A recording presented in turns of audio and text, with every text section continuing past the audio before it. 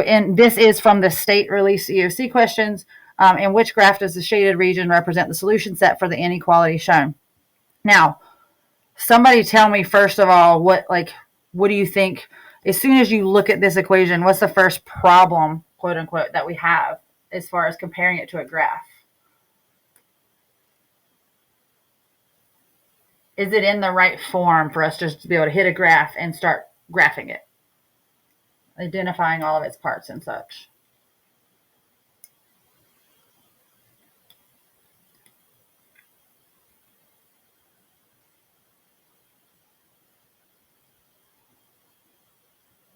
So looking at that equation, can you tell me the y-intercept as is in the form that it's in right now?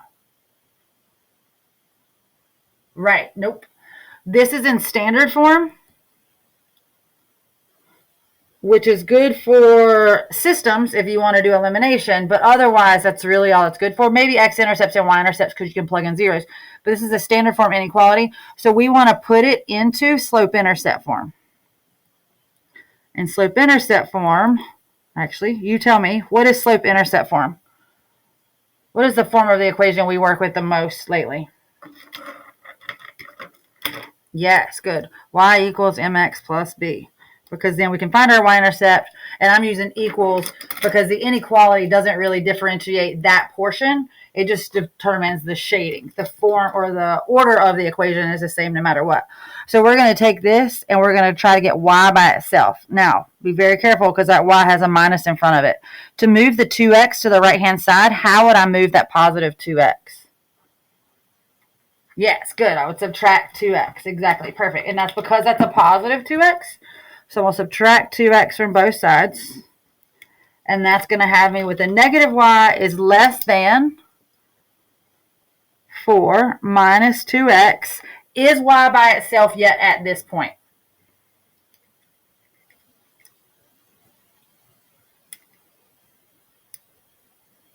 No, exactly. There's a negative sign on there. So it's just like that negative 1 times y. So we're going to divide both sides by negative 1. And all that does to everything on the other side is switch its signs.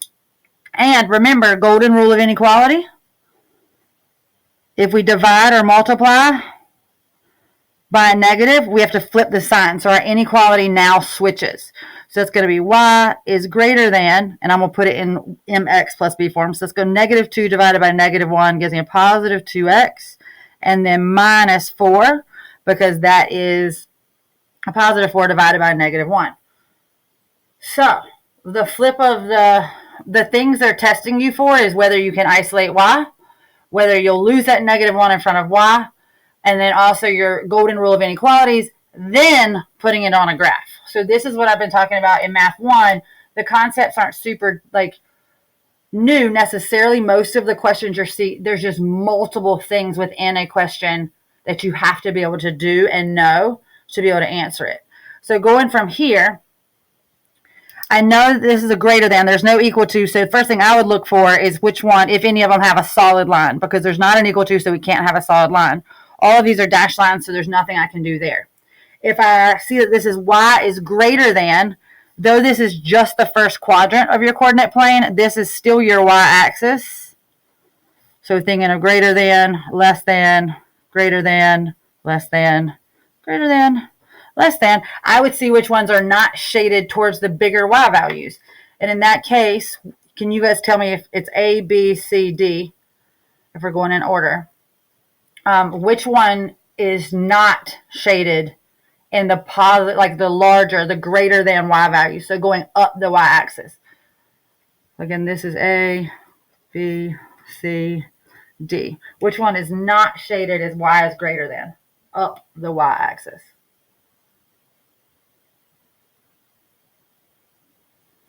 A is not, yeah, because it's shaded this way, right? So that means it's going to keep going down. So A is out. We're done with A.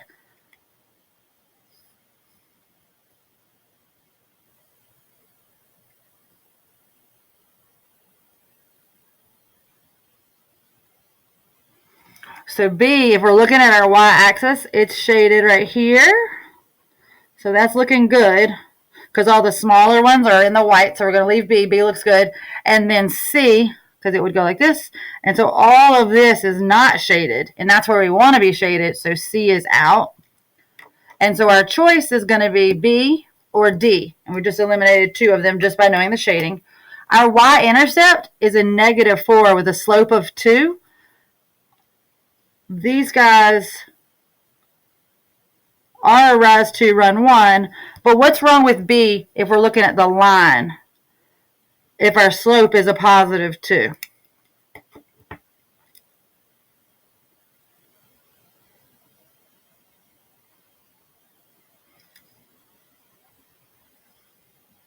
Does B have a slope of +2?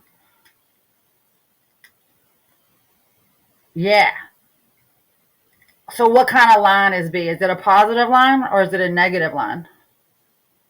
Good, it's a negative line, absolutely. So then that one's out because we have a positive slope. So our answer should be D, positive line. And we walked through a lot of different things.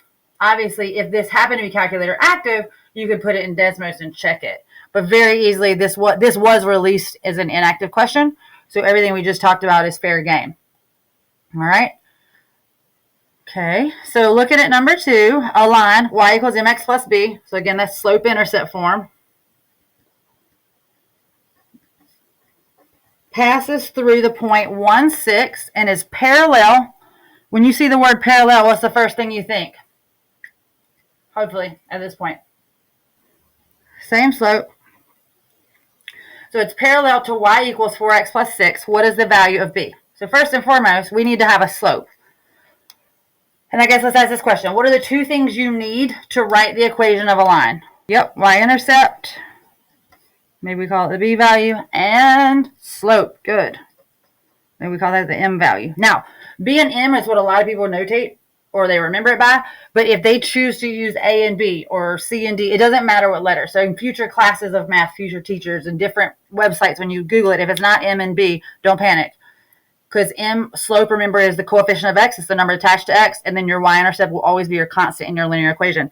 So if I'm looking at the y equals 4x plus 6, if it's parallel to this line, what's the slope of y equals 4x plus 6 in that equation? What's the slope? So the slope is 4, because remember, x is input, y is output, 4 is slope, 6 in this case would be our y-intercept. Everybody has a job and a place. So the slope is just the coefficient, so just the number in front.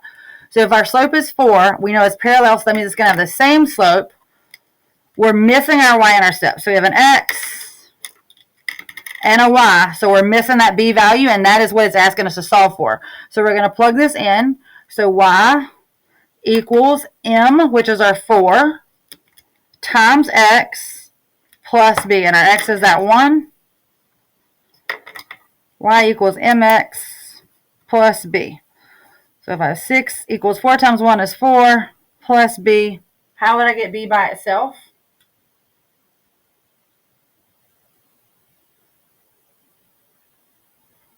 Yes, ma'am. I'm going to subtract 4 from both sides.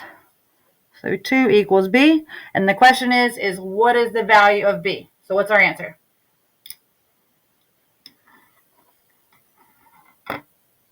That's it.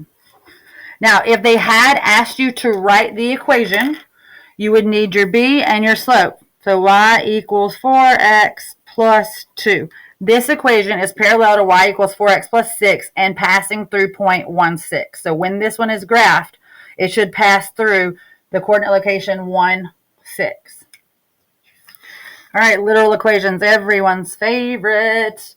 A company uses the formula T equals 581S plus 150P to determine the total cost to purchase S computers and P printers. Which formula can be used to determine the number of printers purchased given the total cost? T equals and the number of computers purchased. So we're taking our T equals. This is also a calculator inactive. And we are isolating P, because that's what all of our answer choices say, P equals. So I need to get P by itself. This is just like solving any other equation, getting standard form to slope-intercept form, all the fun stuff. We just need P by itself instead of Y and X at this point. So looking at 150P, what's the first thing I should do to work on cleaning that side up and get 150P, get P by itself? Who's outside the box on that side? Right, so we're going to subtract 581s. Subtract 581s because that's outside the box and we want to get down to P first. Now, can I put T and 581 together? Can I combine those?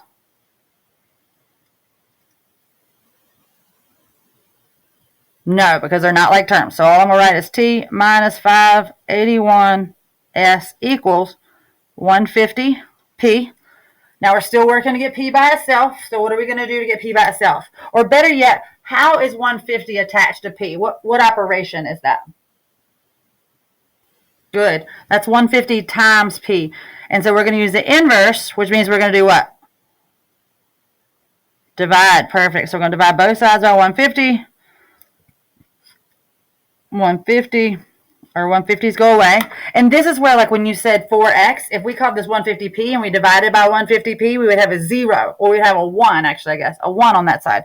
And we want it to be p equals, and we have t minus 581s divided by 150. If we go over and look at our answers, A is close, but it is 151 divided by 150 as well. And then B is close. They just left it off the T. And C looks perfect. All right, so now we're into exponential functions. Exponential functions. That x being in the exponent spot is what makes this an exponential function. So this guy right here. So the expression 1,000 times 1.05 raised to the x power represents the amount of money William has in his account after X years. What does 1.05 represent? Before we answer that question, I want to ask you, is that a growth or a decay function? Is that a growth or decay function?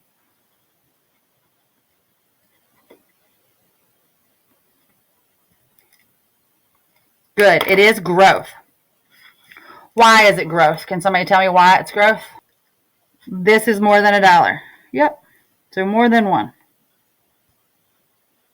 That 0.05 means it's growth. If that was 0.95 instead of 1.05, then it'd be a decay. If it's anything less than $1 or less than 1, it's decay. If it's greater than 1, it's going to be growth. So our answer choices are: the amount in the account increases by 5% each year. The amount of the account increases by $105 each year. The amount in the account increases $1.05 each year, and the amount in the account increased by 0.05% each year. Which one do you guys think? Make your best guess. Okay, growth and decay. Remember, we have our starting amount, 1, plus or minus the rate of change as a decimal raised to t, or x in this case, the amount of time you're tracking it, right? So we have $1 no matter what.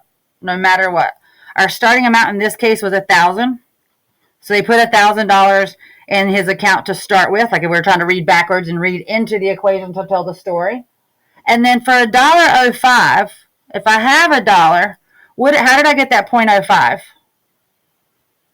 Did I add? Did I subtract? And what did I add or what did I subtract?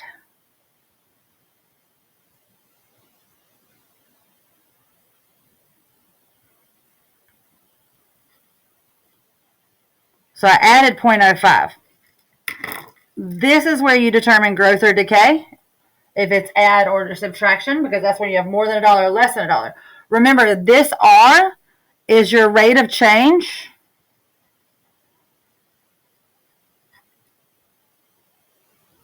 So your percentage of change, sorry, not rate of change, percent of change, so whether it be growth or decay, as a decimal. So if I take this decimal and switch it back to a percent, that means I'm going to multiply by 100, I get 5%.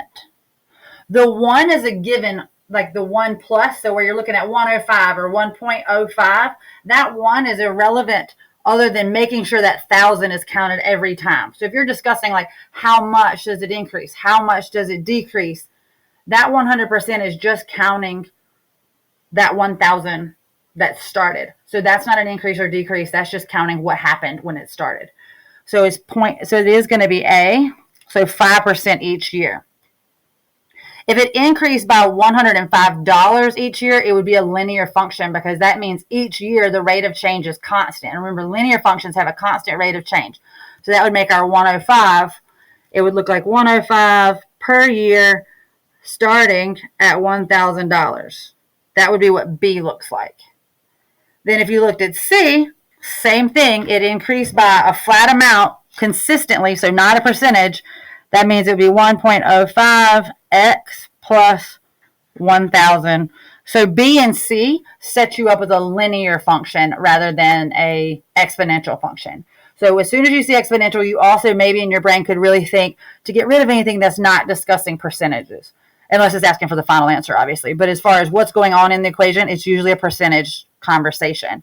D is just a trick answer, thinking that you did not remember that you had to change it to a decimal from its percentage. All right. This guy, so EOC-like, and enough to make everybody's head hurt, I think.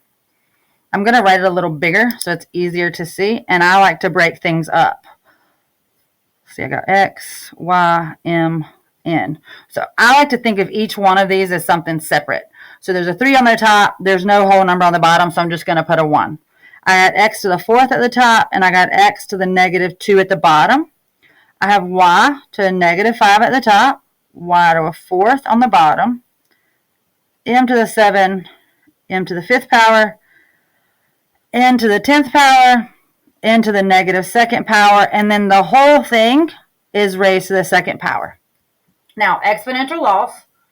So like I said, you can break these up as individual because remember, when you multiply fractions, it just ends up all running together anyway, across the top and across the bottom. So it's just a different way to notate it. In my mind, it makes it a little less overwhelming. Now, when that 2's out on the outside, it is going to touch every single guy in here. I always think about this exponential out here, thinking about passing out candy. If you pass anybody out, they're going to be upset. So 2 is going to go to the 3 and to the 1. 2 to the 4 is going to turn this into an 8 because 2 times 4 is 8. 2 times a negative 2 is going to make this a negative 4. 2 times a negative 5, negative 10. 2 times 4 is 8. 2 times 7 is going to make this 14. 2 times 5 is 10. 2 times 10, 20.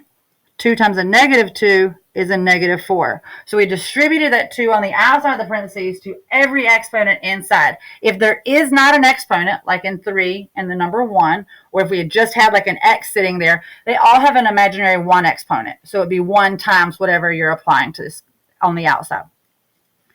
Now we've taken care of him, so we can stop thinking about that. And now we have to simplify. So if we look at our answer choices, all of them are a 9. Where did that 9 come from?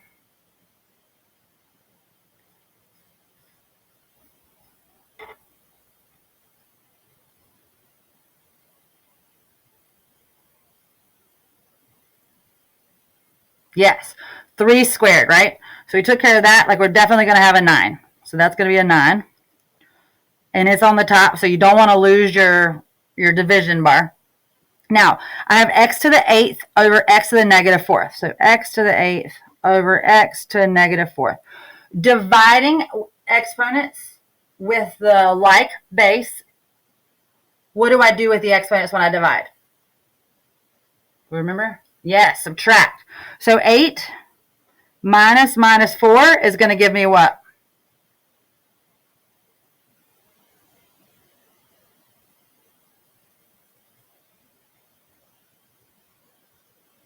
8 minus a negative 4 gives me what?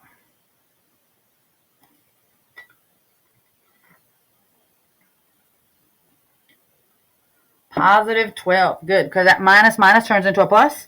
So I now have x on the top to the 12th, positive 12, so he gets to hang out. We're working right down our line. So we have y to the negative 10 over y to the 8th. So we're going to subtract again, and that's going to be negative 10 minus 8. What is negative 10 minus 8?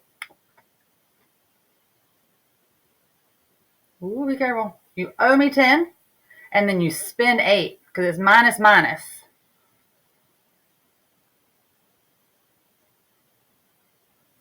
Good, negative 18. So I have y to the negative 18. Hopefully you already see the problem, but we're going to leave it there for a minute. So we're going to cross off this y. M to the 14, m to the 10th. So it's going to be 14 minus 10. What's 14 minus 10? Good, 4. So we're going to have m to the 4th power. Cross that out there. Then I have n to the 20th over n to the negative 4. So I'm going to do 20 minus a negative 4.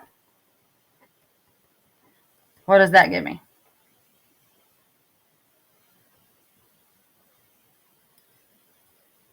So 20 minus a negative 4. Good. Gives me 24. So we have n to the 24th power. So right now, there's nothing in the basement, but so it's a whole number across the top. But there's a red flag guy here. This guy cannot remain negative. You cannot have negative exponents. Negative exponents means it's going to either drop it like it's hot or it's going to raise the roof. So it's going to go down into the basement or the denominator. So we now have 9x to the 12th, m to the 4th, n to the 24th, all over y to a positive 18. Because once it switched seats, so from numerator to denominator or vice versa, it becomes positive. So then our answer is going to be C. And honestly, if you got to the x12, you didn't have another answer choice to choose from either. So this again is another one of the good release EOC questions. I think for most students, you just get overwhelmed because it looks terrible, which is why I've always started, or in the past, I've made students write it out, like match things up as little individual ones and attack each one individually. All right. Rodney purchased a car for $17,400. The value of the car depreciates by 12% per year. What is the approximate value of the car after 8 years? So we have A1 plus or minus our rate, our percentage as a decimal, raised to our time is going to give us our output. Why? What is the starting amount? So we have 17,400 is our starting amount. 1. The word depreciates, is that growth or decay?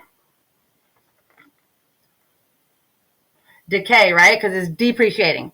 If it's appreciating, it'll go up. So it's going to decrease. So we're going to do minus 12%, but we have to turn 12% into a decimal. What is 12% as a decimal? Good, 0.12. Excellent. So we put minus 0.12. We are going to raise it to 8 because that's per year. And we do want to pay attention to per year. Make sure that we're using the same unit of measure. And then you're going to plug that straight into your calculator. Now, 17,400, just because you may see this a different way, $1 minus 12 is going to be 82 cents. No, that's not right. 88. Sorry. And we're going to raise it to the 8th power. So you're going to plug that in your calculator and tell me what you get. So what's our answer? A, B, C, or D? Good. It is B. We plug this into the calculator. You should get, it's 6,257.6, and they just rounded to whole number, to like our whole dollar. And that's why it says approximate, because that means they're probably getting rid of some decimals. All right. A population of frogs increases by 3% each month. What type of function models the population of frogs after n months? Is this a constant function, an exponential function, a linear function, or a quadratic function?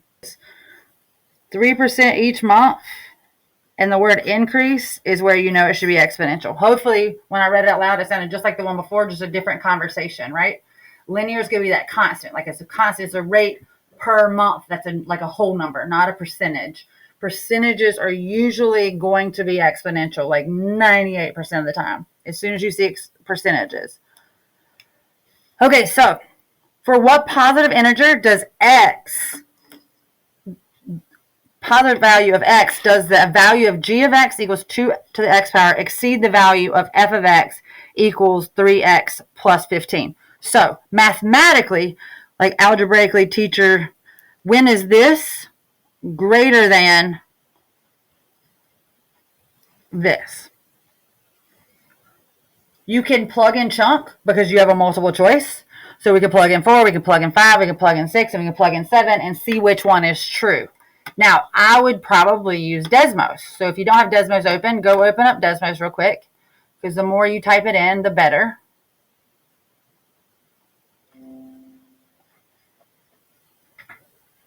And we're going to type in those two functions.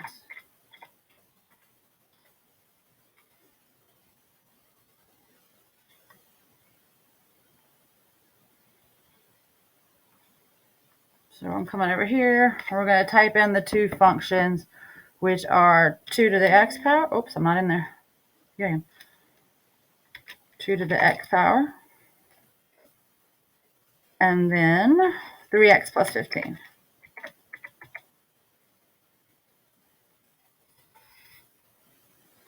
And it says, at what point does the exponential, g of x, exceed the linear? So that means, when does it get higher? Because right now, looking at this, you're going to see that the linear is increasing much quicker than our exponential. So maybe you scan out. Our choices are going to be, it said 4, 5, 6, or 7. So this is our 5 line. At 4, it's definitely still, the linear is at a higher value with less work. Then at 5, it hasn't crossed it, right? Yep, the linear is still above. And then we have a cross right here. And that is not going to give me, there we go, 4.89. Oh, sorry, I called it 5, but as I was zooming in and out, it changed our lines. That's why I don't like to use the minor grid. So if I get rid of my minor grid lines, if I make it count 1 to 1, then hopefully I should be able to see this a little better. Yeah, so our 5, it crosses right before 5. And so the first opportunity it has for the exponential, in this case the red function, to be greater than the blue function is going to be after 5. For what positive integer? So you're going to choose 5. So it would be B for this one as well.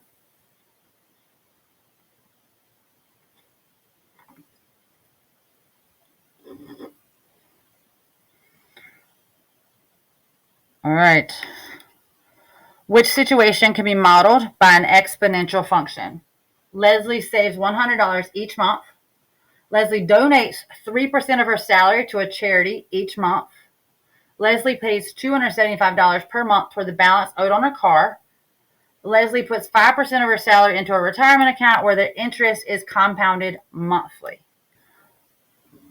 D. Perfect. Now, this one is a little bit tricky, B, because there is that percentage. That's the only one that I think is like, if you made the guess, I understand where it came from as far as exponential, if you understand exponentials.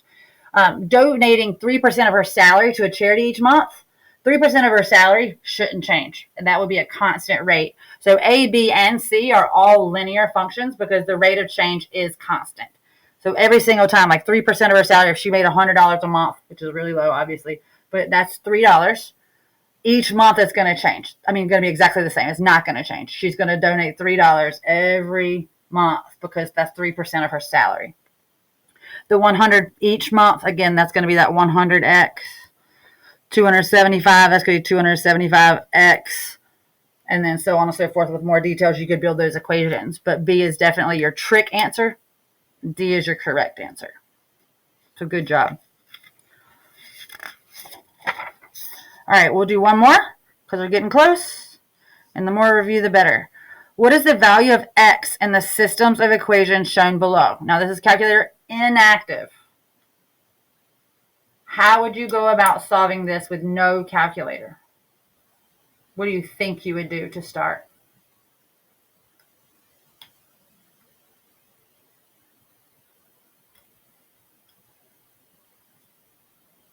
Solve for x. Good. Yep, it does say what is the value of x. So we're looking for an x value. And remember, systems always have an x and y value because graphically, if you're a visual learner, you type them in Desmos and you're looking for where they intersect.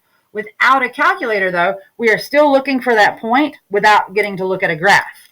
So we need an x and a y. So we are going to solve for x. How could would I use elimination? Would this be a good one for elimination? Like, can I stack these and multiply by something and cross something out? And also in elimination, they should both be in standard form, which means the x and the y's are both on the same side.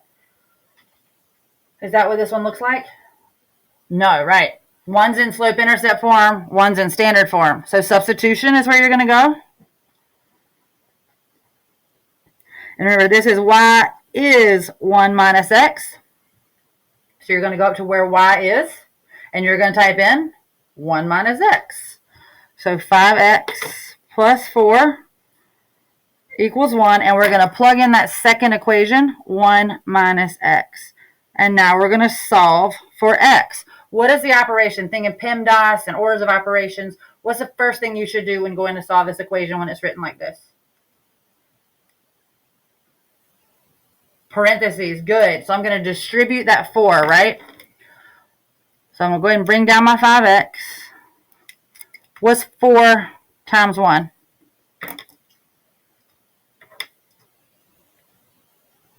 Plus 4. Good. And then 4 times a negative x. Ooh, close, close. Negative 4x. Good job. And this equals 1. Now what would you do next? I know what I would suggest you do, but that doesn't mean it has to be what you do. What would you do next? Yes, good. Combine. Clean up on one side. There's 2 like terms over here. I would get those down to one thing. So I have 5x, and I have a negative 4x, or I've lost 4. So how many x's do I actually have now if I combine those 2 like terms? Good. So 4 plus 1x. So I had $5 and I spent 4, so it's a positive. Equals 1. You tell me what to do next.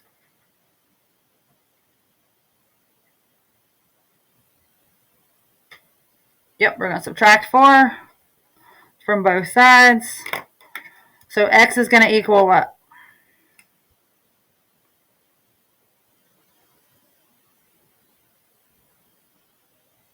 If I take that 4 away from that 1, so I have 1, and I take 4 away. What do I have? Good, negative 3. There we go, we got it. So I had $1, I spent 4, that means I'm in the whole $3. So our x value is a negative 3. So he answered the question. If it had said to just solve, then we would need to plug that back in. And just for a call out for practice, 1 minus, and we're going to plug in that negative 3 for x. And I chose this one on purpose because there's that minus minus. What makes that a positive? Because it's almost like a negative 1 times a negative 3. And then we're adding them together. So it's going to be 1 plus 3.